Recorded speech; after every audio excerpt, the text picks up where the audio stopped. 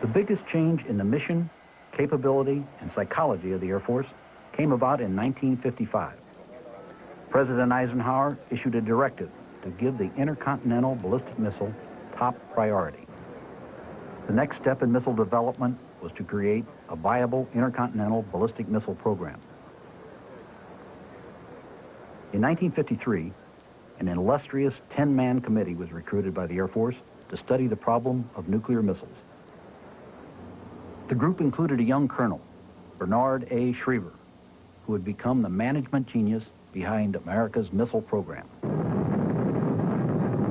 The task was urgent.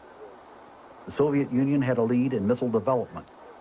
The first priority was acceleration of the Convair Atlas. A systems engineering concept was essential. All the elements of a weapon system, including design, testing, production, training, logistics, deployment, and maintenance, were considered simultaneously and analyzed continuously. Because of the urgency of the need, there was a tremendous amount of cooperation in the Atlas program, and also a tremendous amount of risk.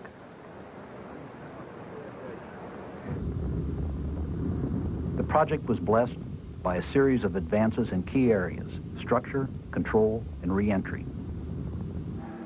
The result was an operational Atlas missile capability by 1959.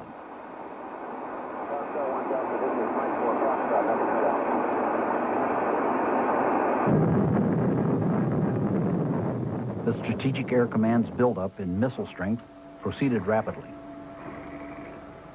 By 1961, there were 20 missile squadrons, including Atlas, Titan, and Minuteman units. The liquid-fueled Atlas and Titan ICBMs were first-generation missiles. They had reliability problems. The quick introduction of the Minuteman solid-fuel ICBM placed the arsenal on a new, higher plane.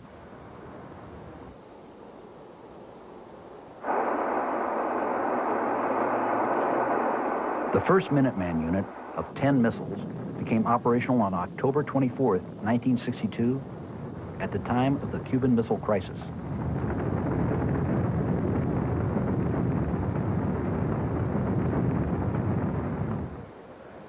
The missile force was seen by the Air Force to be a newfangled branch that needed and got a different type of individual for service. Their jobs were demanding and important, but missile crews did not feel that they had the respect flight crews commanded. And they knew that they did not have the extra flight pay enjoyed by pilots. It took years of conscious effort to overcome the second-class citizen syndrome of the missile force. That was a feeling heightened by the remote locations of most missile stations.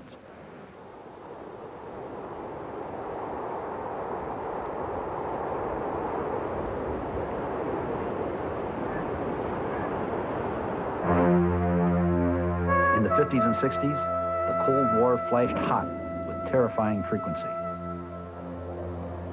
The reconnaissance mission was a deadly game of cat and mouse, each side learning from the other.